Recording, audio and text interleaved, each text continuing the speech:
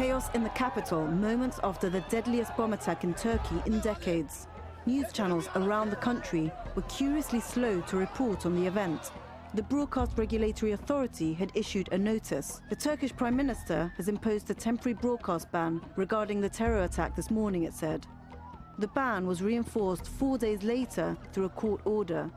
Before the week was out, authorities had launched an investigation against an influential newspaper, Hurriyet. The first reflex of the political authority is to ban, to restrain the media coverage. They said, well, you cannot air the incident. Medyada, yazılı ya da görsel medyada saldırıya ilişkin görüntülerin yanı sıra bundan sonra bilgiler iddialarda yer alamayacak. They said this is a security issue and it was discouraging for many. It's depressing, so stop airing it. Basın özgürlüğü kadar... Media freedom is necessary, but families who lost their loved ones have a right to privacy. To me, that's not censorship. Demanding media freedom before families' feelings, to me, feels a bit selfish. It's more important to report facts accurately than rushing to get the news out before other outlets. Zamanında verelim. Because of this dysfunctional media, of course, young people, especially digitally literate people, turn their faces to social media. There are around 12 million Twitter users in Turkey, and ever since the mass protests in Istanbul's Gezi Park in 2013, they've had to learn to work around government-imposed bans and restrictions on social media. Twitter's transparency reports have shown a spike in content removal requests from the Turkish government. 718 requests in the first half of 2015 alone. Coming second on that list was Russia, with 68 requests. In the aftermath of the Ankara bombing, Turkish Twitter went into overdrive. The first citizen video of the actual bomb blasts was shared there. That online activity didn't last. In terms of the power of social media or influence of social media, I would say that, exception of maybe a couple, most of the TV channels failed in their coverage of going to the sources, making people talk, vox pops, etc., etc. What the social media fulfilled, once more, one could see videos, pictures, people affected, victims, their relatives, giving their voices. This was the efficiency of the social media. Also the tweeting was, as usual, very, very effective. The slowdown began 5 hours after the bombing. I'm a frequent user of the social media, so I was following the news. And 5 hours later, it slowed down. And sometimes it just totally stopped. This is not the first time bandwidth has slowed down. It has happened during other protests.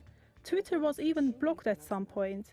So users in Turkey have already gone through this and know how to get around this through VPN. What's not so easy to work around is TV channels being bumped off the air.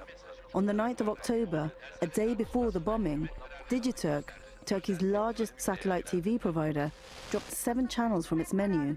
It cited legal obligations. It didn't say what legal orders it had been given and by whom. 6 of the 7 channels have one thing in common. Their news output has been strongly critical of the ruling AK party, and they've been associated with President Erdogan's former ally turned nemesis, Fethullah Gülen. Those TV channels, which were removed from Digiturk, were founded by businessmen from the Fethullah Gülen network. The government can't close down critical Gülenist media. They were only able to remove them from those platforms. It's just another example of what has already happened to critical leftists and Kurdish outlets blocked by the government after the elections on June the 7th. There have been systematic attacks against certain large media groups in Turkey lately, since June 7 elections. Those attacks concentrated on Doğan Media Group, Koza İpek Group, Samanyolu Group, and those 3 have been put on as prime targets. The reason behind this concentration of attacks is that all of these groups have TV channels. According to UNESCO figures, about 85% of the Turkish electorate, society, gets their news from the TV. The control of the TV is, I think, pretty much key for controlling the crowds and electoral patterns. In the last few days, I've been hearing a new narrative in the media, saying the bombing could have been in the interest of the HDP, the pro-Kurdish party. So there are reports pointing the finger at the other Kurdish movement, the PKK. I'm 100% sure we will hear more and more conspiracy theories against the HDP and the Kurds in the days leading up to the elections. Because if IS were the only ones blamed, the government would be forced to take responsibility for security failure. Turkey has become a difficult story to report. In the general elections in June, the ruling AK party lost its majority and the pro-Kurdish HDP gained unprecedented ground. The politics further polarized national discourse and divided the media. This rift became deeper when military operations began in the southeast against pro-Kurdish PKK fighters. Media access to the battlefront has been limited, and in the last 2 months, numerous critical outlets have been charged with spreading terrorist propaganda.